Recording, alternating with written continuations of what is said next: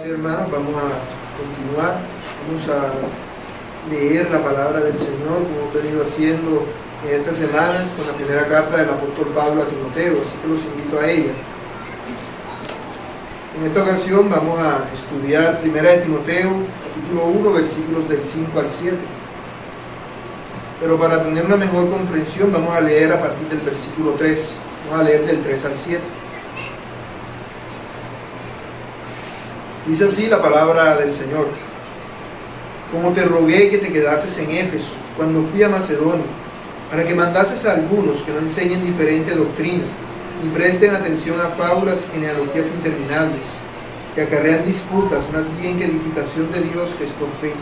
Así te encargo ahora, pues el propósito de este mandamiento es el amor nacido de corazón limpio, de buena conciencia y de fe no fingida, de las cuales cosas, desviándose algunos, se apartaron a vana palabrería, queriendo ser doctores de la ley, sin entender ni lo que hablan ni lo que hacen. Oremos una vez más. Soberano Señor y Dios eterno, gracias te damos por tu preciosa palabra.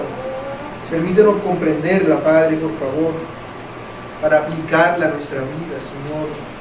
Abre los ojos de nuestro entendimiento para que viendo en tu palabra la verdad es que ella nos ofrece, seamos nosotros prestos y dispuestos a buscarla para seguirla y servirla, Señor, y servirte a ti a través de ella, conforme es tu voluntad, porque tú eres nuestro Dios.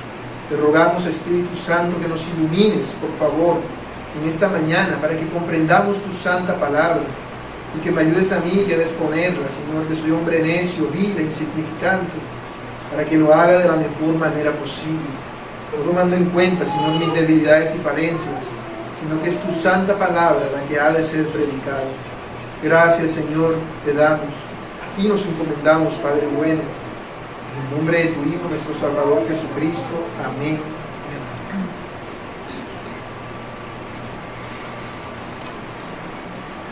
Hermanos, como ustedes saben, tristemente hay una noticia que afecta bastante a la iglesia aquí en Colombia últimamente, que se ha difundido mucho. Esta noticia de este hombre, supuesto pastor, que vino y le dijo a los de su iglesia que Jesucristo iba a venir el 28 de enero. Y sabemos qué fue lo que hizo este hombre. Este hombre, como Jesucristo no vino, luego se puso a defenderse. Y él hizo que lo convenció a los miembros de su iglesia que vendieran todo lo que tenían y le dieran ese dinero a él. Y ahora él se perdió y se desapareció con eso. Se perdió y se desapareció con ese dinero. Ese hombre, con esas acciones que él hizo, demostró que en realidad a él no le importaban los miembros de su iglesia. Demostró que no le importaba lo que pasaba con la iglesia. A él lo que le importaba era llenarse los bolsillos de plata. Eso era lo que le importaba. Y lamentablemente nuestros días están llenos de iglesias así, donde tú llegas y lo primero que escuchas es que están hablando de que des, de que siembres, de que partes y de que selles, porque lo que les interesa es el dinero, lo que les interesa es lo que pueden sacar de provecho, mas no se preocupan por el pueblo de Dios. El Señor Jesús lo dijo en Juan 10, del 11 al 13, cuando Él dijo: yo soy el buen pastor. El buen pastor su vida da por las ovejas, mas el asalariado, y que no es el pastor, de quien no son propias las ovejas, ve venir al lobo y deja las ovejas y huye, y el lobo arrebata las ovejas y las dispersa. Así que el asalariado huye, porque es asalariado y no le importan las ovejas. Eso es lo que podemos pensar al pensar en el hombre del que les estoy hablando, pero igual con muchos que se hacen llamar pastores hoy en día, que hacen eso. No se preocupan por el pueblo de Dios, no les importa el pueblo de Dios, les importa el salario que pueden obtener, porque en realidad no son pastores de Dios. Pero gracias damos a nuestro Señor Jesús, que Él es el buen pastor, y su vida dio por nosotros, A Cristo sí le importamos, a Cristo sí le preocupa cada cosa que pasa con nosotros. Nosotros, el pueblo de Dios, somos la preocupación suya. Nosotros le importamos a Él, aunque nadie nos esté viendo y aunque nadie sepa las terribles situaciones que nosotros estamos pasando. Él lo sabe, porque le importamos. A Él le importamos. Y una persona que dice ser siervo de Dios, ¿qué debe tener en importancia? Aquello que a Dios le importa, el pueblo de Dios. Así que un siervo de Dios debe actuar en pro del pueblo, de su Dios. Eso es lo que debe hacer. El apóstol Pablo fue un fiel siervo de Dios y quería que su verdadero hijo en la fe, Timoteo, que también era un fiel siervo de Dios, se diera cuenta de que es un fiel siervo de Dios y que actuara como tal. Por eso cuando Pablo llegó a la iglesia de Éfeso y se encontró con que habían allí hombres que enseñaban una doctrina diferente a las sanas palabras de nuestro Señor, ¿qué hizo? Él en amor los sacó de la iglesia. Pero sabiendo que estos hombres perversos habían corrompido la mente de los otros pastores y de los hermanos de la iglesia, que no se fue simplemente y los dejó allá a su suerte, sino que dejó a su verdadero hijo en la fe, a Timoteo, porque sabía que a Timoteo le preocupaba el pueblo de Dios tanto como a él, y por eso dejó a Timoteo a cargo, para que se encargara de erradicar el error que aquellos hombres perversos habían enseñado en la iglesia, porque ahora ese error estaba en la mente de todos, y era un grave peligro. Era un grave peligro. La vez anterior hablábamos de cómo Pablo, al dejar a Timoteo allí, le enseñó y le encargó que él se encargara, él mandara a todos los pastores de la iglesia que no enseñaran una doctrina diferente y que no enseñaran tampoco fábulas y genealogías interminables, porque estas no producen edificación en la iglesia de Dios. Estas lo que producen es disputas. Estas lo que producen es divisiones en la iglesia. En esta ocasión vamos a ver qué fue lo que impulsó a Pablo a hacer esto. ¿Qué fue lo que impulsó a Pablo a dejar a Timoteo allí, encargándose de esta labor? Por eso a este mensaje lo he titulado La motivación del siervo de Dios. Y lo veremos en 2 puntos. La motivación correcta. El segundo punto es lo que pasa cuando no se tiene la motivación correcta. Veamos el primer punto, la motivación correcta. Vemos que Pablo, recordemos que vamos a estudiar el versículo del 5 al 7. Pablo inicia el versículo 5 diciéndole a Timoteo que el propósito de este mandamiento, ¿cuál mandamiento? El mandamiento de que Timoteo le dijera a aquellos algunos que no enseñaran ni una doctrina diferente, ni tampoco que le prestaran atención a fábulas y genealogías interminables. Ese es el mandamiento al que Pablo se refiere. Pablo le está diciendo, eso que te encargué que hicieras, Timoteo, te lo encargué por esta razón. Va a decir la razón. ¿Por qué? Bueno, la respuesta a esa pregunta la vemos allí mismo, en el versículo 5. La razón por la cual Pablo quiere mandarle a Timoteo, que Timoteo manda a los pastores de la iglesia que no enseñen diferentes doctrinas, ni presten atención a fábulas y genealogías interminables, es el amor. Nos dice el versículo. Es el amor. Porque Pablo amaba a la iglesia en Éfeso y desea lo mejor para ella y para sus pastores. Y por eso le pide a Timoteo que haga esto en su nombre. Porque Pablo los ama. Porque el amor es la motivación principal por la cual el apóstol Pablo hace todas las cosas. Recordemos que él antes era fariseo. Recordemos que él antes hacía todas las cosas por el prestigio de los fariseos. Pero ahora él sabe, como escribe en Romanos 13:10, que el amor es el cumplimiento de la ley. El amor es el cumplimiento de la ley. Además, es el amor lo que le da sentido mismo a su ministerio. Como leíamos ahora hace un rato mientras presidía, en 1 Corintios 13, y si tuviese profecía y entendiese todos los misterios y toda ciencia, y si tuviese toda fe, de tal manera que trasladase los montes, no tengo amor, nada soy. Y si repartiese todos mis bienes para dar de comer a los pobres, y entregase mi cuerpo para ser quemado, y no tengo amor, de nada me sirve. Pablo reconocía que el amor era lo que le impulsaba a seguir adelante, a pesar de las dificultades, A Pablo no era que en todas partes lo recibieran con los brazos abiertos, hay partes donde sí, y hay partes donde lo recibían a pedrazos. Había partes donde venía y la gente cogía piedras y lo tiraba a matar. Pero ¿por qué él se levantaba y seguía yendo de pueblo en pueblo anunciando a Cristo? Porque él amaba a Cristo. Él amaba a Cristo y amaba al pueblo de Cristo. Esa era su motivación. Y él sabía que había amor en medio de los hermanos en Éfeso. Él sabía que había amor en medio de sus hermanos. Por eso él le preocupaba mucho a estos hermanos, porque él veía que en ellos había amor de Dios, que ellos eran parte genuina del pueblo de Dios. Él no quería que la buena obra que se había empezado en Éfeso se perdiera, porque él sabía que esa era una verdadera iglesia de Dios. Y por eso, como él sabía eso, él deja a Timoteo, a quien él considera su hijo, a quien él ama. Deja a Timoteo porque él sabía que Timoteo, al igual que Pablo, ¿qué hacía? Amaba al Señor su Dios con todo su corazón y con toda su alma y con toda su mente. Y amaba a sus prójimos como a sí mismo. Así era Timoteo. Así era Pablo. Así eran. Esa era la motivación de estos hombres de Dios. El amor a Dios y el amor a nuestros semejantes.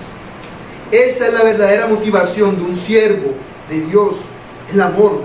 Jamás puede ser la motivación de un siervo de Dios ganar plata o hacerse famoso. Estas cosas de nada sirven, como dice Pablo, nada aprovechan. Y Pablo deja a Timoteo encargado en Éfeso para que corrija el error que allí había, porque él sabía que Timoteo tenía la misma motivación que él. Timoteo era un verdadero siervo de Dios. Y él sabía que los hermanos en Éfeso en realidad eran verdaderos creyentes. Porque ¿cuál es la característica de los verdaderos creyentes? ¿Qué es lo que nos evidencia como creyentes delante de las otras personas? Dice el Señor Jesús en Juan 13:35. En Juan 13:35 dice: en esto conocerán todos que sois mis discípulos, si tuvieses amor los unos con los otros. Así es como las otras personas saben que nosotros somos discípulos de Dios, de Cristo, porque nos amamos los unos a los otros.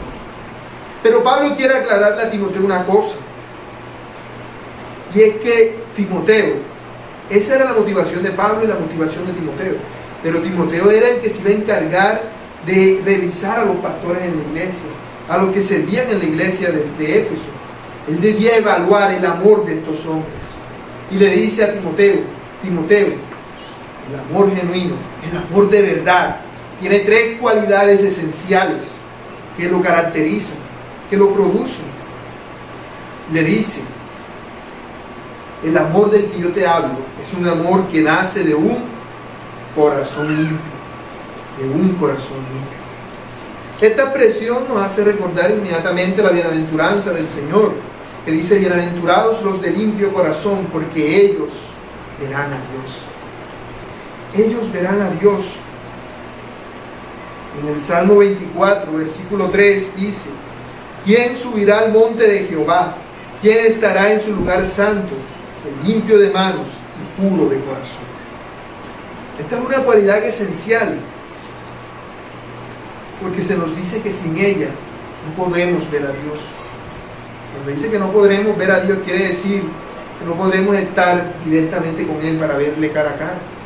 Quiere decir que no podremos estar en su presencia. Cuando el rey David cometió pecado con Betsabé, contra Dios, él se arrepintió después de eso. Dice en el Salmo 51:10, le dijo David a Dios: crea en mí, oh Dios, un corazón limpio. David dice eso porque se siente muy mal por el pecado que él cometió. Él cometió un pecado atroz. David se había acostado con la esposa de otro hombre, que era un hombre que amaba mucho a David. David había traicionado ese amor y luego lo mató. Indirectamente, pero David lo mató. Entonces él tuvo que pagar terriblemente las consecuencias de ese pecado. Pero David se arrepintió de ese pecado. Él se reconoció, se vio a sí mismo y dijo: mi corazón no es limpio, mi corazón es pecador. Por eso él le dice a Dios: crea en mí un corazón limpio. Porque nosotros sabemos, como dice Jeremías 17:9, que nuestro corazón es más engañoso que todas las cosas. Es el enemigo esencial nuestro, el que siempre está yendo a todo lo contrario. No es nuestro amigo, como dice en la canción esa por allí. No, es nuestro enemigo, porque es el que nos hace ir en contra de Dios. Es el que nos hace ir en contra de Dios. Por eso la característica o la cualidad esencial para tener un amor genuino es que nuestro corazón sea limpiado. ¿Y cómo es limpiado nuestro corazón? Nuestro corazón solamente es limpiado por la sangre preciosa de Cristo, nuestro Salvador. Solamente cuando nosotros hemos creído en Cristo verdaderamente es que nuestro corazón es renovado, es limpiado de toda su maldad. Y es un corazón nuevo, un corazón limpio, un corazón que tiene algo que antes no tenía. ¿Qué es? El corazón que no ha sido limpiado no quiere obedecer a Dios, sino que dice: eso es puro cuento, eso no lo hace nadie. ¿Quién va a hacer eso que dice la Biblia? Pero el corazón que ha sido limpiado, ¿qué quiere? Obedecer a Dios. Y dice: voy a ver qué es lo que Dios quiere que yo haga y lo voy a hacer. Por cuanto su corazón ha sido quitado de todo aquello, todo ese sucio que tenía, que le impedía hacer la voluntad de Dios. Así que solamente alguien que ha nacido de nuevo es alguien que tiene un corazón limpio. Solamente alguien que tiene un corazón regenerado es alguien que puede tener amor verdadero. Que puede tener amor verdadero. Una persona no regenerada no puede tener este amor verdadero. Pablo también le dice a Timoteo que otra cualidad esencial del amor verdadero, una es que viene de un corazón limpio, otra es que viene de una buena conciencia. ¿Qué es una buena conciencia? Bueno, primero, para entender eso habría que definir qué es la conciencia, porque no podemos hablar de que la conciencia es buena y mala si no sabemos ni qué es la conciencia. En palabras sencillas y para no complicarnos, la conciencia podríamos decir que es la facultad que Dios ha dado a los hombres de juzgarse a sí mismos. Es una facultad que viene intrínseca en nosotros. En Romanos 2:15 leemos: mostrando la obra de la ley escrita en sus corazones, dando testimonio su conciencia y acusándoles o defendiéndoles sus razonamientos. ¿Qué hace la conciencia con nosotros? La conciencia nos acusa cuando hacemos algo malo delante de Dios, y la conciencia nos defiende cuando hacemos lo que a Dios le agrada. De manera que si mi conciencia está funcionando bien, ¿qué va a hacer? Cuando yo peque, mi conciencia me va a llevar a entristecerme por causa de mi pecado, como hizo David, que después de cometer ese pecado se acercó a Dios en lágrimas y le dijo: crea en mí un corazón limpio. Eso es lo que una conciencia que funciona bien va a hacer. El problema es que la conciencia funciona, pero muchas veces no le hacemos caso. La conciencia te dice: eso que tú estás haciendo está mal. ¿Y qué hacemos? ¿Qué digo? Eso es puro cuento. Y nos engañamos a nosotros mismos y negamos lo que nuestra conciencia nos dice. Y nuestra conciencia entonces se va cauterizando y ya no funciona correctamente. Entonces no es una buena conciencia, porque no está funcionando. De tal manera que va a llegar un punto en el que yo voy a hacer lo malo y la conciencia me va a decir: bravo, sigue así, va bien, porque ya la he dañado. Es como una máquina que la estoy forzando a hacer algo para lo que no fue hecha, y se dañó por andar usándola incorrectamente.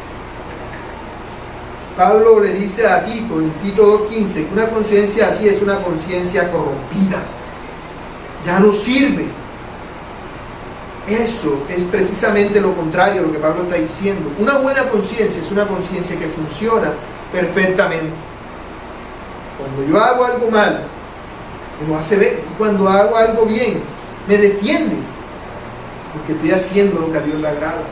Entonces vemos que existe una relación entre tener una buena conciencia y tener un corazón limpio. Porque si mi corazón no es limpio, mi conciencia se va a dañar, mi conciencia va a ser corrompida. Pero si mi corazón es limpio, si mi corazón ha sido lavado por Cristo, mi conciencia también es limpia y va a funcionar correctamente.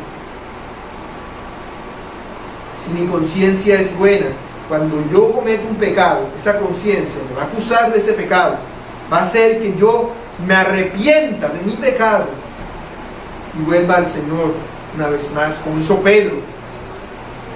Pero si mi conciencia no está bien, cuando yo cometo un pecado y la conciencia me acuse, no me va a llevar a que me arrepienta, va a llevar a que me autodestruya, como en el caso de Judas. Su conciencia por lo que había hecho no lo llevó al arrepentimiento, lo llevó a un cáncer. Ese es el asunto. Un corazón limpio produce una buena conciencia. Y un corazón limpio y una buena conciencia producen una fe sincera. Porque Pablo le dice a Timoteo, el amor verdadero nace de un corazón limpio, una buena conciencia y una fe no fingida. Una fe no fingida, es decir, una fe sincera. Una fe sincera es la fe que tiene alguien que practica lo que enseña. Una fe fingida es alguien que dice una cosa, pero hace otra. Es lo que el Señor Jesús decía, un hipócrita. El ejemplo más claro de esto lo encontramos en Mateo 23. Vayamos un momento allá. Mateo 23, 3. Veamos qué dice la palabra del Señor.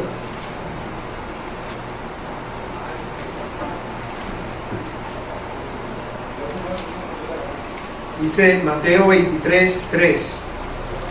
Así que todo lo que os digan que guardéis, guardadlo y hacedlo, mas no hagáis conforme a sus obras, porque dicen y no hacen. Porque atan cargas pesadas y difíciles de llevar y las ponen sobre los hombros de los hombres, pero ellos ni con un dedo quieren moverlas. Antes hacen todas sus obras para ser vistos de los hombres. Eso lo dice el Señor Jesús a los fariseos, los que se supone que son los que enseñaban la Biblia en su tiempo. Estos hombres eran supuestamente siervos de Dios, pero su motivación no era el amor. Y como su motivación no era el amor, su corazón no era limpio, su conciencia no era buena y su fe era fingida, era embustera. Si leemos todo el capítulo 23 de Mateo, daremos cuenta que Jesús se la pasa diciéndole: ay de ustedes, escribas y fariseos, hipócritas. Así les dice, porque eso es lo que son, unos hipócritas. Su fe es fingida. Dicen una cosa y hacen otra. Ellos no poseían ninguna de estas características. De manera que si por lo menos nosotros nos miramos a la luz de eso, podremos darnos cuenta si nuestro amor es verdadero. Porque todo va relacionado. Tú has nacido de nuevo, entonces tu corazón que estaba sucio es limpiado. Como tu corazón es limpiado, tu conciencia funciona bien. Como tu conciencia funciona bien, tu fe va a ser sincera. Va a ser sincera. Y todo esto produce un amor verdadero. Un amor verdadero. Un amor que es sin fingimiento, que ama sinceramente a Dios y a sus semejantes.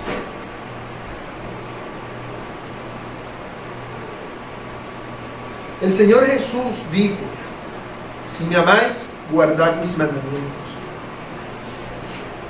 Porque si no pueden guardar los mandamientos, ¿qué le está diciendo? Eso está evidenciando que no tienen ni el corazón limpio, ni la conciencia buena, ni una fe sincera. Estás demostrando que en realidad no le amáis.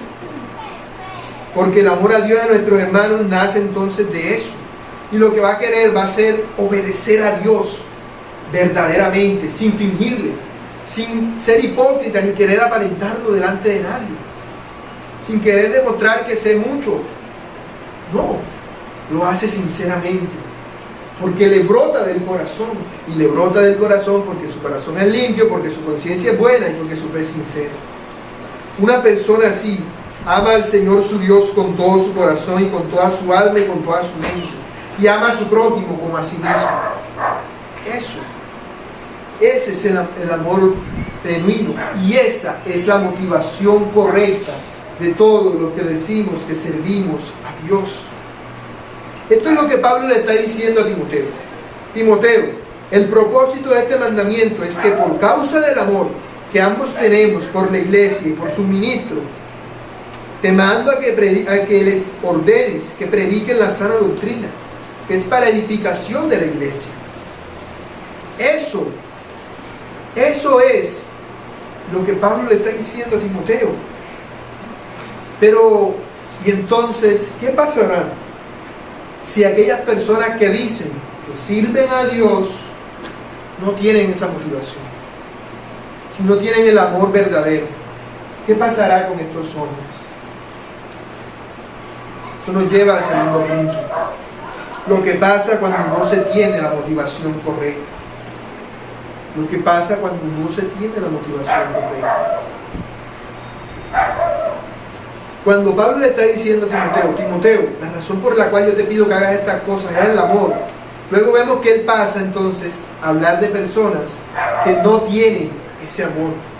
Él hace un contraste entre él mismo, que tiene ese deseo, y Timoteo, que también tiene ese amor genuino, con estos hombres que no, hombres no regenerados, hombres que no han nacido de nuevo, pero que aún así sirven en el ministerio, se hacen llamar siervos de Dios y parece que tienen la motivación correcta, pero no la tienen. Pablo enfatiza diciendo que estos hombres son algunos. Ese algunos que él dice nos lleva a pensar en los algunos que había dicho en el versículo 3, cuando le dice: te mando que mandes a algunos, porque habían algunos en la iglesia, sean pastores y aún miembros de la iglesia, que enseñaban una doctrina diferente, fábulas y genealogías interminables. Pero aquí Pablo, cuando dice algunos, no se está refiriendo en especial a ninguno de esos, sino que está refiriéndose a la raíz del problema, es decir, los algunos que ocasionaron eso. Los algunos que ocasionaron eso, que son Himeneo y Alejandro, que aparecen en el versículo 20 de Primera de Timoteo. Estos son los cabecillas, los que llegaron a la iglesia y empezaron a enseñar una doctrina diferente. Y ahora Pablo los está poniendo como ejemplo para decir que en realidad la motivación de ellos no era el amor. No era el amor.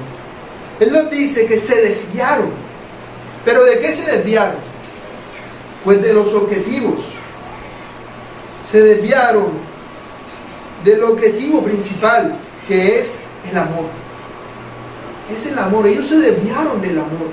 Debían dirigir todos sus pasos en amor, pero no lo hicieron. No lo hicieron todo en amor. Ellos estaban actuando como siervos de Dios, y como tales que eran como un hombre que apunta con su flecha a un arco pintado en la pared, el círculo, y le va a disparar. Pero como no tiene la motivación correcta, ¿qué va a pasar con esa flecha? No va a dar al blanco, no le va a atinar, porque le falta algo muy esencial, algo que es importante. Le hace falta el amor. Estos hombres son como viajeros que nunca llegan a su destino, porque doblan por la esquina que no es, y no van pendientes por las calles para ver, bueno, hay que doblar a la derecha, hay que doblar. No van pendientes por dónde es, sino que van simplemente siguiendo lo que a ellos les parece, y van doblando y doblando, sin tomar en cuenta las indicaciones, y al final ellos acabarán en un callejón sin salida, que es un pantano, del cual ya no podrán salir. De manera que acabarán inclusive peor que los que no conocen al Señor. El Señor Jesús habló acerca de tales personas en la parábola del sembrador, cuando dijo, Marcos 4:7, otra parte cayó entre espinos, los espinos crecieron y la ahogaron, no dio fruto. Aquí la semilla que trató de crecer se refiere a la palabra de Dios que estos hombres escucharon. Pero había algo que les impedía a esa semilla crecer. ¿Qué era? El amor. Tenían otro tipo de amor. No tenían el amor genuino. El Señor Jesús lo explica en el versículo 18 de Marcos 4 cuando dice: estos son los que fueron sembrados entre espinos, los que oyen la palabra, pero los afanes de este siglo y el engaño de las riquezas y las codicias de otras cosas entran y ahogan la palabra y se hace infructuosa. Estos hombres son aquellos que, haciéndose llamar siervos de Dios, no tienen el amor como motivación, y por eso el amor no es un fruto que se produzca en ellos, ni tampoco en lo que los siguen y los imitan. Pero si no se les produjo amor, si no se les produjo el amor genuino, entonces ¿qué fue lo que se produjo? Nos dice Pablo que ellos se apartaron a vana palabrería. Se apartaron a vana palabrería. Es decir, estos hombres son hombres que van dando vueltas de aquí para allá y terminan en un callejón sin salir, un pantano del que no pueden salir. Bueno, ese pantano es la vana palabrería. Ellos vieron las sanas palabras de nuestro Señor y que dijeron: hombre, yo sé algo mejor, yo voy a predicar esta palabra profética que yo tengo es mejor que esa, y voy a predicarla y voy a enseñar esto, y esto que dice aquí, eso está como aburrido, yo voy a ponerme a poner, y transforman la palabra de Dios en lo que a ellos les parece, de manera que acaban hablando palabras vacías, palabras carentes de fundamento, que no sirven para nada. La vana palabrería, en un sentido más amplio, se refiere a toda doctrina o enseñanza que no conduce al amor ni a Dios ni a nuestros semejantes. Pero en un sentido más específico, a la iglesia de Éfeso, de la que Pablo está hablando, se refiere entonces a las diferentes doctrinas, fábulas y genealogías interminables que ya Pablo había mencionado. Además, cuando uno habla de genealogía interminable, es imposible no relacionarlo con el judaísmo, con el pueblo judío, porque ellos eran los que enfatizaban esto de las genealogías. Ellos eran los que promovían este tipo de cosas. De manera que, de forma específica, cuando Pablo dice vana palabrería, se refiere a los judíos y su forma de interpretar la ley. Es decir, querían ser imitadores de los fariseos. Eso era hacia donde ellos apuntaban. Ahora, el problema de la vana palabrería, ¿cuál es? Que no produce edificación. No produce ninguna edificación, no sirve de nada. Lo único que esto produce, la vana palabrería, son pleitos, disputas y contiendas. Eso es lo que produce una vana palabrería. El resultado de una doctrina, de una enseñanza. ¿Por qué se mide? Por sus frutos. ¿Qué es lo que está produciendo? Solo la sana doctrina produce el amor. Solo escuchar la predicación de la sana doctrina produce el amor. Y si la doctrina que se predica no produce amor, entonces evidentemente esa doctrina es una falsa doctrina. Es una falsa doctrina. La falsa doctrina, ¿qué es? Es un mensaje al que le ha quitado todo lo bueno, todo aquello que es de provecho. ¿Cómo decir? ¿Qué es la falsa doctrina? Si la doctrina es una fruta, la falsa doctrina es que le pela todito, no es que ni la fruta, porque la concha sirve. Es porque un boli de alguna cosa que sirve. Bueno, la vana palabrería, ¿qué es? La falsa doctrina, la bolsa. Ya, la verdadera doctrina la botaste. Cogiste lo que tenía el boli, lo botaste dentro y te comiste en la bolsa. Eso es lo que estaba pasando. No se estaban edificando, se estaban debilitando, porque estaban comiendo algo que en realidad no les servía de nada. Estaban recibiendo una falsa doctrina en forma de una doctrina diferente. Porque si ya es diferente, ya es falsa. Porque no es la verdadera. No es la verdadera. Aquel que tiene un mensaje débil, es decir, un mensaje que va lleno de falsa doctrina, ¿qué hace? Habla de una forma espectacular, que te convence, que tú quedas, wow, yo voy a darle toda la plata que tengo a este man. Eso. ¿Por qué? Porque su mensaje es débil, porque no lleva amor, no conduce al amor. Como dijo alguien una vez, una carreta que va vacía, traquea más. Porque va vacía, no tiene nada, no se va. Así va. Entonces así escuchan todos estos predicadores. Que Cristo te dijo que... Eso es vana palabrería. Porque no edifica, no enseñan la palabra de Dios. Y hace una bulla y un alboroto y todo el mundo, ¡wow! La gente cae en suelo y se tira y empieza a revolcarse, como si fueran animales. Pero llegan a su casa y siguen siendo las mismas personas que antes eran. ¿Dónde está el amor allí? ¿Dónde se produjo? No lo hay. Solamente hay vana palabrería. No produce edificación. No sirve de nada. Una iglesia así es una iglesia que si tenía algo de verdadero en ella, lo va a perder por completo. Va rumbo a su autodestrucción. Esto es lo que estaba pasando en la iglesia en Éfeso.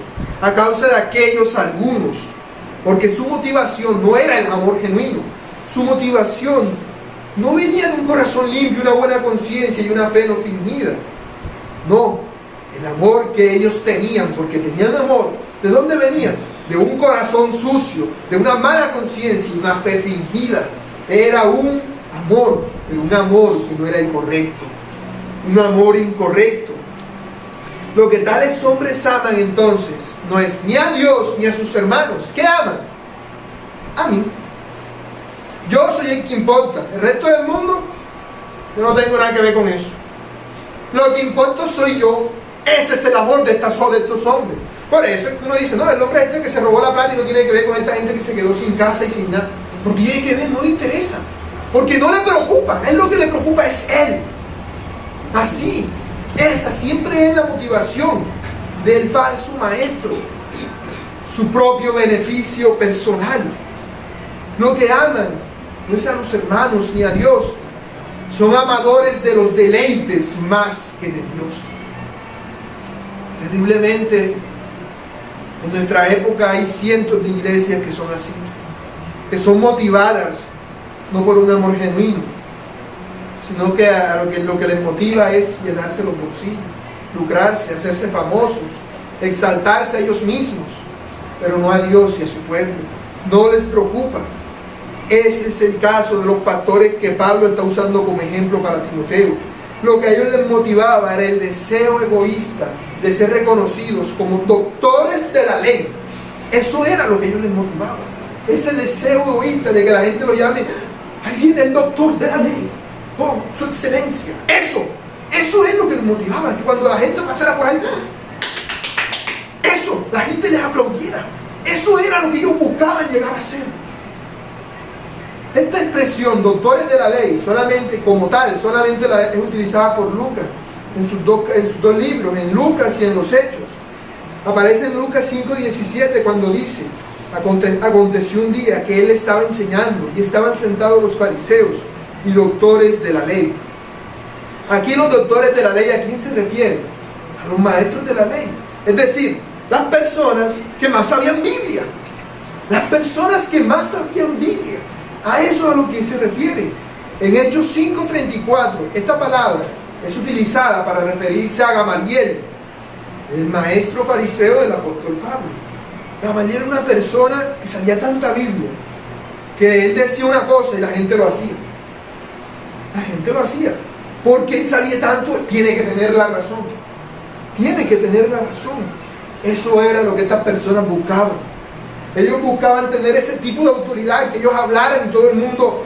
Él lo dice, es palabra de Dios, hagamos lo que dice. No tenemos que ver con nada.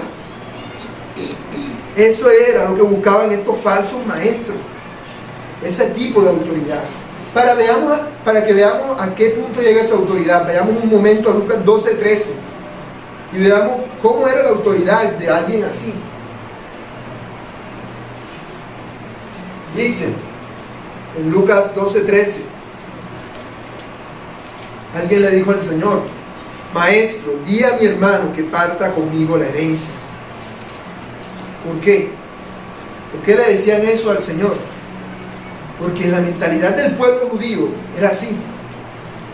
¿Quién tiene autoridad para decirle a alguien, a ti te dejaron toda esta casa de herencia, todo este poco plata de herencia, dale a tu hermano la mitad, por decir algo? ¿Quién tiene autoridad para hacer eso?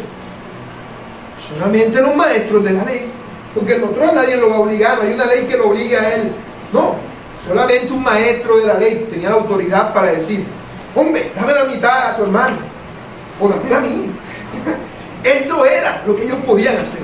Podían inclusive quitarle la herencia a una persona. Eso era lo que un doctor de la ley podía hacer. Por eso este hombre le está diciendo al Señor: no, tú eres un doctor de la ley, dile a mi hermano que...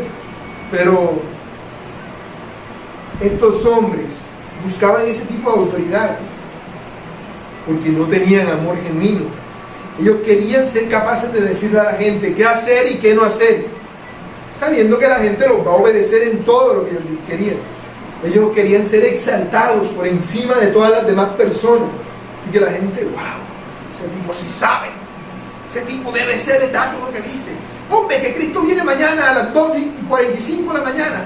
Hombre, vamos a hacerlo, que es verdad, porque lo dice. Hombre, que hay que darle canto de plata porque Dios le habló, es verdad.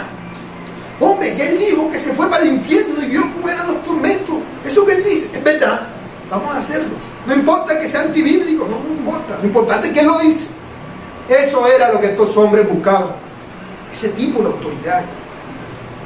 Entonces, nosotros vemos que la cosa no es así.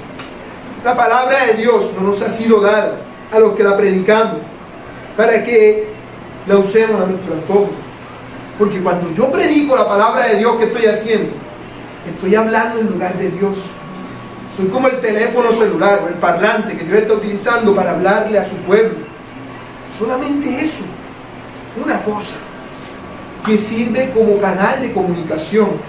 Ya, eso es lo que soy. No significa que deba ser exaltado. Uno no exalta: ay, el parlante dijo palabras tan bonitas, vamos a vestirlo, vamos a perfumarlo, vamos a comprarle, vamos a ponerle una cama al parlantico. No, es un parlante, ¿cierto? No importa lo bonito que diga o lo bonito que suene. Puede estar en lo más alto o puede estar por allá abajo. Es un parlante, no sirve, no tiene nada utilidad que el mensaje que está transmitiendo. Lo importante es el mensaje. De hecho, eso es algo aterrador. Porque si yo hablo en lugar de Dios, quiere decir que deberé rendirle cuentas a Dios por lo que yo diga. De manera que si yo digo algo que Dios no dice, Dios me va a llamar a cuenta por eso. Por eso dice en Santiago 3:1: hermanos míos, no os hagáis maestros muchos de vosotros, sabiendo que recibiremos mayor condenación. Porque no va a ser el mismo castigo para una persona que nunca escuchó de Dios en el infierno que para uno que venía y se ponía a explicar y a decir cosas de Dios que no eran verdad. Para ese será peor. Será peor. Porque le hizo pensar a las personas cosas de Dios que no eran. Predicar la palabra de Dios es algo serio.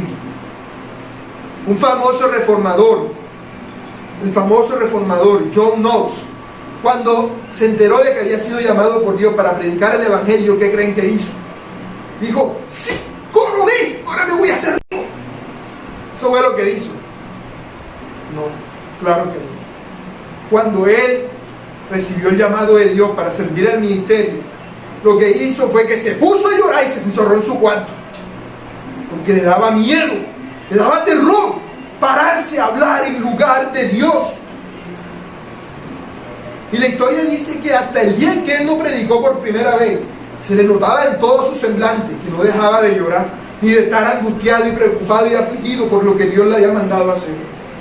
Porque es una tarea seria, es una tarea difícil, la tarea de servir a Dios. Por eso, si esa tarea es tan difícil, ¿qué puede impulsar a una persona a hablar y predicar la palabra de Dios y servir a Dios?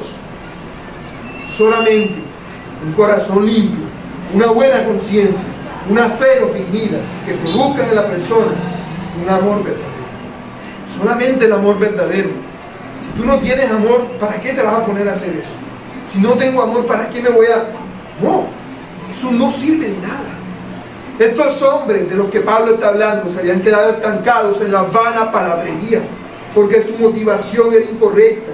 De tal forma que aunque querían ser doctores de la ley, al igual que los fariseos, ellos no comprendían la ley. Por eso Pablo dice que no entienden ni hablan, no entienden, perdón, lo que hablan ni afirman. Ellos estaban convencidos, los fariseos, estaban convencidos de que eran los que más Biblia seguía y esperaban al Mesías. Decían, el Mesías vendrá pronto, nos liberará de los romanos y nos pondrá como la nación más importante del mundo. Y el Mesías vino. ¿Y qué hicieron ellos? Lo crucificaron. Porque así no era el Mesías que ellos esperaban. Ellos esperaban un Mesías que los exaltara, no un Mesías que les pusiera en paz con Dios. Ellos no esperaban eso, y a causa de eso no pudieron ver al Mesías al que supuestamente tanto esperaban. No le conocieron. Por esto sabemos que los falsos maestros hablan vana palabrería, porque aunque hablan de Dios usando la Biblia, no conocen al Dios de la Biblia, porque en ellos mismos no hay amor. No hay amor. Como dice en 1 Juan 4:8, el que no ama no ha conocido a Dios, porque Dios es amor. Dios es amor. Y como Dios es amor, y como hemos conocido a Dios, nos preocupamos por obedecerle y por hacer su voluntad. Ahora, el problema con estos hombres no es solamente que estén interpretando mal la ley. No, el problema es que ellos no solamente interpretan mal la ley, sino que inclusive afirman que están en lo correcto. O sea, no aceptan corrección. No, lo que yo digo, no. Ellos lo afirman, lo creen. Pero el problema es que no se puede interpretar la ley si no hay amor. Porque la ley, ¿qué es? Un regalo de Dios para que los hombres nos demos cuenta de nuestra incapacidad de acercarnos a Él por nuestras propias buenas obras. Y para que nos volvamos a Él en arrepentimiento, suplicándole su amor. Ese amor que nos transformará, nos volverá verdaderos siervos de Dios. Por esto mismo es que Pablo, en amor, queriendo que se arrepientan de su pecado, expulsó a Himeneo y a Fileto de la iglesia de Éfeso. Y ahora, por ese mismo amor, Pablo le está pidiendo a Timoteo que corrija a los pastores en Éfeso, para que no acaben como aquellos dos, y para que la iglesia de Dios sea edificada con la sana doctrina. Este es el propósito del encargo de Pablo a Timoteo. Aplicación. Hermanos, sabiendo esto, uno puede pensar, no, pero eso que está hablando entonces nada más es para los que predican. Cierto, uno podría pensar eso, pero en realidad que es así. ¿Acaso no llamamos todos a Dios Señor? Si Él es Señor tuyo, entonces tú eres su siervo, su sierva. Si tú eres su siervo y su sierva, ¿qué es lo que te motiva a servirle? ¿Qué es lo que te motiva a servirle? Reflexionemos sobre esto. ¿Por qué razón venimos a la iglesia los domingos? ¿Por qué razón oramos? ¿Por qué razón leemos la Biblia? ¿Qué es aquello que nos mueve a hacerlo? Examinémonos a nosotros mismos para ver cuál es nuestra motivación. ¿Qué es lo que nos impulsa cada domingo a venir a este lugar? ¿Venimos a la iglesia solamente para cumplir el compromiso con Dios? Para que los demás nos vean y nadie nos esté molestando. Porque nos invitan, porque nos toca. Leemos la Biblia solamente para decir, bueno, ya leí este pedacito, ya cumplí hoy. O de pronto porque yo leo la Biblia porque yo quiero saber más que los demás. Y entonces tengo autoridad para decirles qué hacer. Oramos simplemente por orar. ¿Cuál es nuestra motivación, hermano? ¿Qué es lo que nos impulsa a hacer todas las cosas que hacemos? Tengamos mucho cuidado. Porque si hacemos todas estas cosas por este tipo de motivo o algún motivo similar, ¿será que en verdad nosotros amamos a Dios? ¿Será que en verdad amamos a nuestros hermanos? ¿No será más bien que hacemos todo esto de una forma mecánica? ¿No será que lo que hacemos es un tipo de ritual para que nos engañemos a nosotros mismos y digamos, yo soy bueno, yo voy a la iglesia, yo oro, yo leo la Biblia? ¿No será que hacemos las cosas por una razón así? Examinémonos para ver cuál es la razón por la cual estamos haciendo las cosas. Porque de pronto solamente lo hacemos para creer que estamos en paz con Dios y que Dios nos debe ayudar y proteger y cuidar y bendecir. Una historia muy famosa de Estados Unidos dice que hace mucho tiempo, en una era antes de los celulares y antes del internet y los carros también, un hombre lo pusieron en la cárcel porque cometió un crimen muy terrible. Y a causa de eso tendría que pasar muchos años en prisión. Ese hombre estaba casado y tenía una esposa. Y él se sentía muy arrepentido por lo que había hecho. Y amaba a su esposa. Pero él no se atrevía a volver a su casa y ver a su esposa a la cara. Después de lo que él había hecho. No se atrevía. Entonces lo que él hizo, desde la cárcel le escribió una carta a su esposa y le dijo: mi amor, si tú quieres seguir siendo mi esposa, si tú quieres que yo vuelva contigo cuando salga de la cárcel, amarra un pañuelo amarillo en la rama del árbol sin hojas que está afuera del pueblo. Cuando yo salga de la cárcel voy a ir a verlo. Si ese pañuelo es amarillo, sabré que tú quieres que yo vuelva contigo. Si ese pañuelo es azul, quiere decir que tú no quieres que yo vuelva contigo. Y le escribió la carta el hombre a su mujer y él esperaba recibir la respuesta o algo, pero no pasó nada. Todo pasó en silencio y el hombre pasó sus años en la cárcel pagando el crimen que cometió. Cuando por fin aquel hombre regresó a su pueblo y vio aquel árbol, ¿cuál fue su sorpresa? Al ver que ese árbol, que no tenía hojas, ahora estaba lleno de hojas, que eran hojas de pañuelos amarillos amarrados por todo el árbol. El árbol estaba repletico, hasta lo último, de pañuelos amarillos.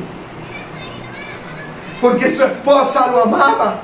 Amaba a su esposo. Y como lo amaba, desde el día en que recibió la carta, todos los días, no cesó de ir trasnochada, estuviera lloviendo, un solazo bien bravo, lo que fuera, a amarrar un pañuelo amarillo en una de las ramas vacías del árbol. De manera que cuando el hombre volvió, el árbol tenía hojas ya de tantos pañuelos amarillos que tenía. A esta mujer nadie le dijo que hiciera esto, pero desde el día que recibió esa carta, aquella mujer no había cesado de amarrar pañuelos amarillos a las ramas de ese árbol. Con un solo pañuelo era más que suficiente para decirle: hombre, pues yo quiero que vengas otra vez, yo te perdono. Pero ella llenó el árbol de pañuelos, aunque era innecesario, aunque no siempre las circunstancias eran favorables para andar amarrando pañuelos allí, porque eso implicaba subirse al árbol, que era alto, y a las ramas que estaban ya marchitas, y amarrar los pañuelos. Era un proceso complicado, pero ella quería demostrarle a su esposo con todas sus acciones lo mucho que ella deseaba que él volviera con ella. ¿Y acaso no es Dios más que el esposo de esta mujer? ¿No se supone que nosotros amamos a Dios con todo nuestro corazón, con toda nuestra alma y con toda nuestra mente? Si en verdad nuestra motivación es el amor, nadie tiene que andar diciéndonos a nosotros que oremos, porque anhelaremos muchísimo estar en la presencia de Dios y queremos quedarnos allí durante mucho tiempo, derramando todo nuestro ser delante de Él.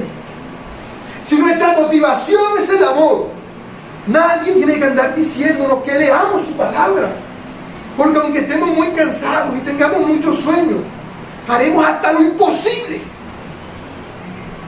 por leer las bellas palabras de vida que Él ha escrito para nosotros. Porque si nuestra motivación es el amor, nadie tiene que andar diciéndonos que vengamos a la iglesia, porque desearemos con todo nuestro ser ir a la casa de Dios para adorarle, para estar en comunión con aquellos que también son sus hijos y recibir con un corazón agradecido la corrección que Él tiene que hacernos por medio de la predicación de su palabra, porque sabemos por cuánto Él nos ama. Todo lo que Él nos dice es para nuestro bien. Y si al examinarnos a nosotros mismos, quizás pensamos o sabemos que no tenemos el amor nacido de un corazón limpio, una buena conciencia y una fe no fingida, pidámoselo a Dios con humildad. Él es bueno y todopoderoso para darnos. Amén. Oremos. Señor, gracias te damos por tu infinita misericordia para con nosotros. Gracias por ese inmenso amor que tú mostraste en la cruz. Porque siendo nosotros pecadores, Cristo murió en nuestro lugar en la cruz. Yo merecía estar crucificado y cada uno de nosotros. Y merecíamos el infierno, Señor. Pero por tu gracia, a ti te plació que tu Hijo muriese en nuestro lugar. Señor, ¿cómo no hemos de agradecerte? ¿Cómo no hemos de amarte? Si todo te lo debemos a ti.